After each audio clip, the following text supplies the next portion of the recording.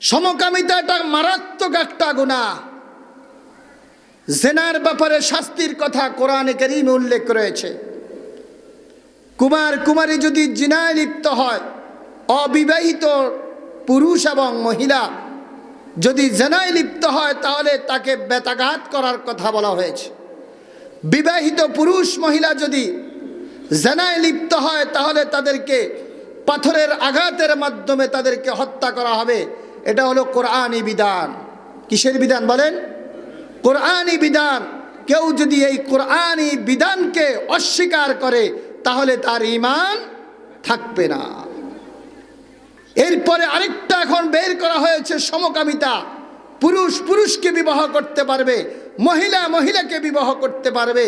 এই ধরনের সমকামিতার সুযোগ কোরআনে, হাদিসে এবং ইসলামের মধ্যে এটার কোনো বৈধতা নেই। বরং এটা এত মারাত্মক গুনাহ, যেটা ফুকাহায়ে কেরাম পর্যন্ত কোরআন হাদিস রিসার্চ করে কি ধরনের শাস্তি হবে সেটা পর্যন্ত উল্লেখ করে নেয়।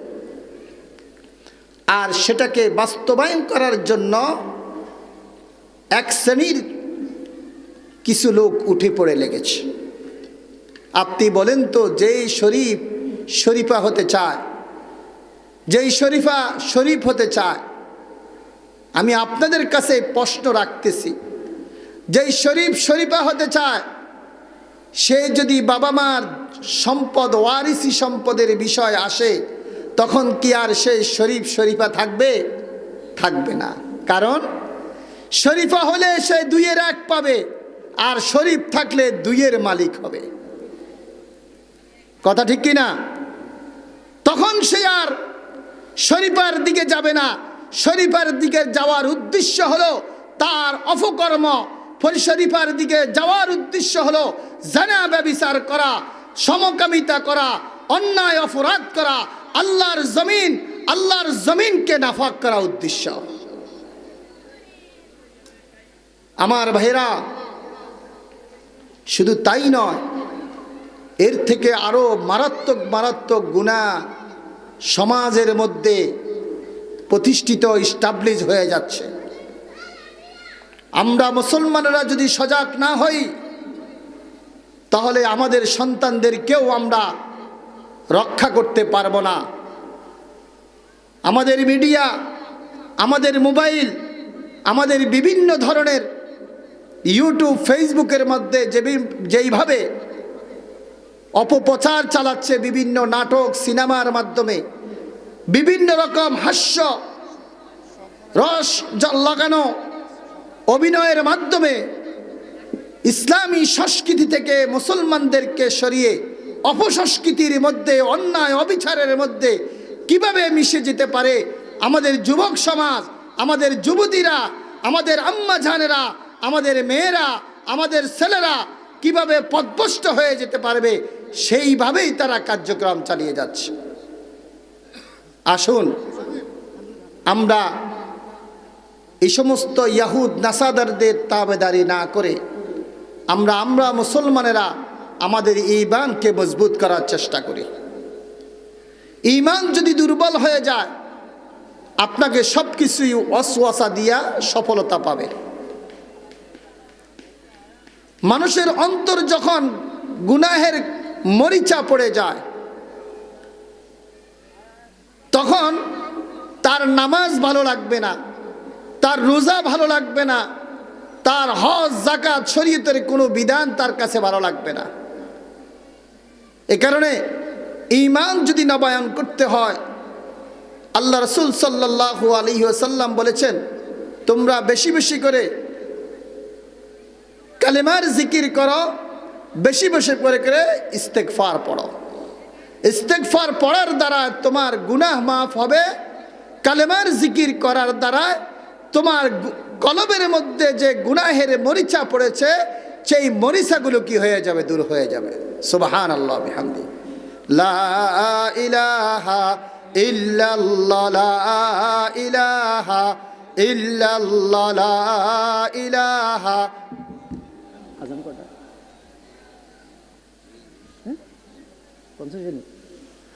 লা ইলাহা ইল্লাল্লাহু মুহাম্মাদুর রাসূলুল্লাহ সাল্লাল্লাহু আলাইহি ওয়াসাল্লাম। তো যেই কথা বলতেছিলাম, যখন ব্রাক ইউনিভার্সিটির একজন শিক্ষক এই শরীফ শরীফার গল্পের ব্যাপারে একটা সেমিনারে প্রতিবাদ করেছে, তখন ওই ব্রাক ইউনিভার্সিটির খণ্ডকালীন শিক্ষককে বহিষ্কার করা হয়েছে। আর এই বহিষ্কারকে কেন্দ্র করে যখন সারা বাংলাদেশে আলোচনার তুঙ্গে উঠেছে, তখন সরকারের নজরে পড়েছে। সরকারের নজর পড়ার পরে শিক্ষা বিভাগের যে মন্ত্রিত্বের দায়িত্বে রয়েছেন, তিনি তখন বললেন, আমরা এই ব্যাপারে অবগত নই। রাষ্ট্রের একজন গুরুত্বপূর্ণ মন্ত্রীর মুখ থেকে যদি এই কথা শুনে, যেই শিক্ষা ব্যবস্থার মধ্যে এত বড় অন্যায় লেখা হয়েছে আর তিনি অবগত নন, তাহলে বোঝা গেল ওই মন্ত্রীর কতটুকু যোগ্যতা রয়েছে আমার বোধগম্য নয়। এর আগেই প্রশ্ন করব, বিগত 2 বছর আগে আপনারা জানেন যে আমাদের পাঠ্যপুস্তকে তারা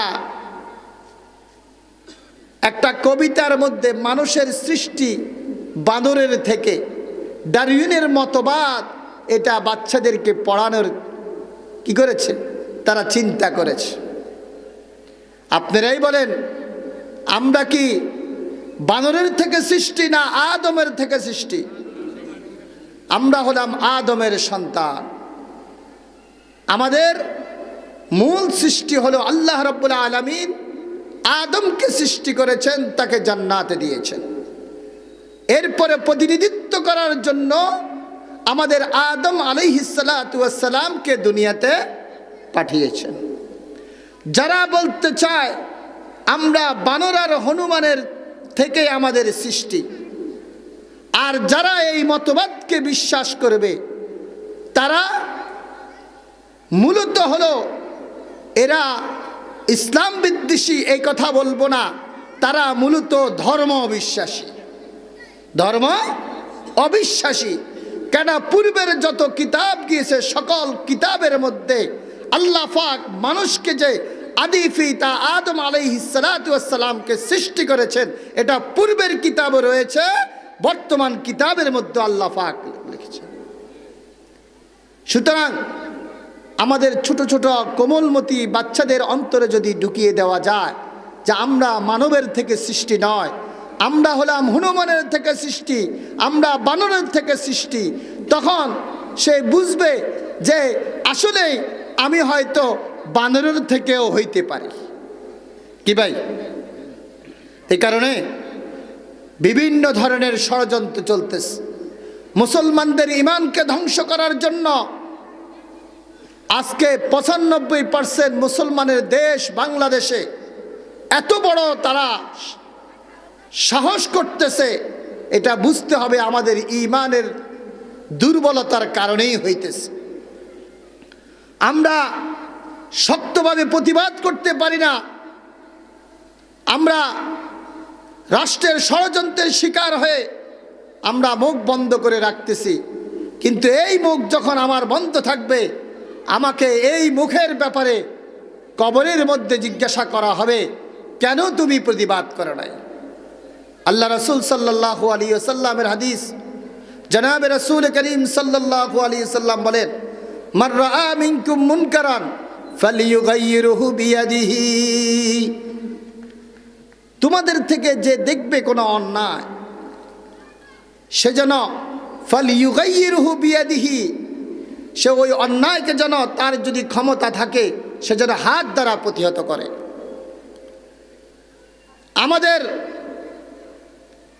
সমাজে যদি এমন কোনো অন্যায় হয় যেটা আমি হাত দ্বারা প্রতিহত করার আমার সামাজিক ক্ষমতা রয়েছে, তাহলে তার উপর ওয়াজিব হইল সে হাত দ্বারা ওই অপকর্ম, ওই অন্যায়কে প্রতিবাদ করা তার জন্য ফরজ। তার জন্য কি ফরজ? আল্লাহ রাসূল সাল্লাল্লাহু আলাইহি ওয়াসাল্লাম বলেন, ফাইল্লাম ইয়াস্তাতি' ফাবিলিসানিহি, আর যদি হাত দ্বারা প্রতিহত করার যদি তার সেরকম ক্ষমতা না থাকে, মৌখিক বলে যদি সেটাকে প্রতিবাদ করার ক্ষমতা থাকে, সে যেন মৌখিক প্রতিবাদ করে ওই অন্যায়কে যেন আর সামনের দিকে অগ্রসর হতে না পারে, সে যেন মৌখিক প্রতিবাদ করে।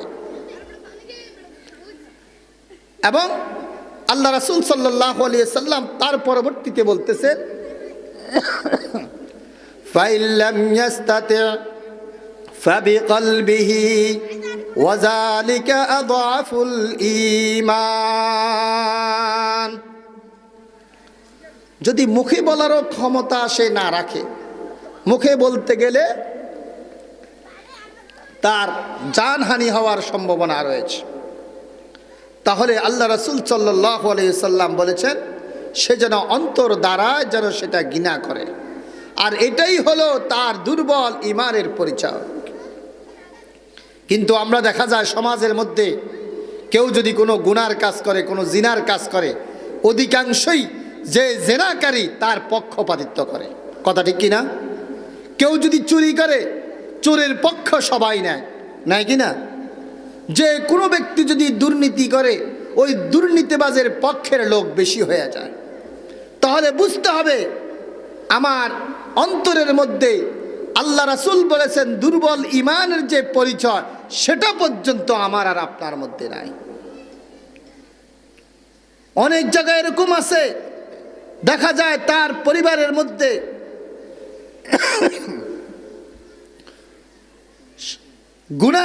গুনাহে কবিরা অহরহর হচ্ছে, সে তার সন্তানকে নিষেধ করতেছে না, তার এলাকায় হচ্ছে সে নিষেধ করতেছে না, বরং দেখা যায় সে তাদের পক্ষ নিয়ে আরো উল্টো তারা যারা প্রতিবাদ করতে চায় তাদের বিরুদ্ধে তারা পক্ষপাতিত্ব অবলম্বন করে। তাহলে আল্লাহ রাসূলের হাদিস অনুযায়ী বোঝা যাচ্ছে আমাদের ঈমান কোন অবস্থায় গিয়ে পৌঁছেছে, আমাদের ঈমান কত দুর্বল হয়ে পড়েছে। সামাজিক অবস্থা যেরকম থাকার জন্য তার থেকে কত নিচু অবস্থায় নেমে এসেছে। আমাদের ভবিষ্যৎ আনেওয়ালা নসল, ভবিষ্যৎ প্রজন্মের জন্য যে কত যে খারাপ অবস্থা আসতেছে, এটা আমরা নিজেরাই অবলোকন করতে পারি, আমরা নিজেরাই অনুধাবন করতে পারি। সুতরাং আমার ভাইরা, আমরা যদি সজাগ হই, আমরা যদি সোচ্চার হই, আমরা যদি প্রতিবাদ করি, তাহলে আমাদের পরিবার, আমাদের সন্তানকে আল্লাহ রাব্বুল আলামিন হেফাজত করবেন। এই সমস্ত গুনাহ থেকে আল্লাহ পাক আমাদের সন্তানকেও হেফাজত করবেন। কথা ঠিক কি না? তাহলে আমরা যারা এখানে উপস্থিত রয়েছি, আমরা আজকে ওয়াদা করতে পারি কিনা যে সমাজের মধ্যে যদি কোনো অপকর্ম বা রাষ্ট্রীয়ভাবে যদি কোনো মারাত্মক কোনো গুনাহকে প্রতিষ্ঠিত করতে চায়, আমরা সকলে মিলে এটাকে কমপক্ষে মৌখিক প্রতিবাদ করে যারা রাষ্ট্রের ক্ষমতায় থাকবে তাদেরকে আমরা বুঝিয়ে দিব যে আমরা মুসলমানেরা এ অনইসলামিক কোরআন বিরোধী এই সমস্ত বিষয়কে মেনে নিব না। পারবো তো ইনশাআল্লাহ? হাত তুলে বলেন ইনশাআল্লাহ। আমাদের প্রতিবাদ হওয়ার কারণে সিলেবাস থেকে শরীফ শরীফার গল্পকে বাদ দিয়েছে। আমাদের প্রতিবাদ করার কারণে ডারউইনের যে মতবাদ, মানুষের সৃষ্টি বানর থেকে, সেই মতবাদকেও কি করা হয়েছে, পাঠ্যপুস্তক থেকে বাদ করেছে। এইভাবে যদি আমরা সকলে ঐক্যবদ্ধভাবে যদি প্রতিবাদ করি, তাহলে সামনেও যদি আরো কোনো মতবাদ নিয়ে আসতে চায়, তাদেরকে আমরা সফল হতে দিব না ইনশাআল্লাহ। আল্লাহ রাব্বুল আলামিন আমাদেরকে এইভাবে প্রতিবাদ করার তৌফিক দান করেন। সবাই বলেন আমিন। ওয়া আখির দাওয়ানা আনিল হামদুলিল্লাহি রাব্বিল আলামিন। এক্ষুনি মাগরিবের আজান হবে, আমরা সকলে মসজিদে চলে যাই, মসজিদে জামাত হবে, নামাজের পরপরই আমরা আবার সকলে বসে যাব। আমাদের ধারাবাহিকভাবে হযরত উলামা ইকরামগণ আলোচনা করবেন। আল্লাহ রাব্বুল আলামিন আমাদেরকে শেষ পর্যন্ত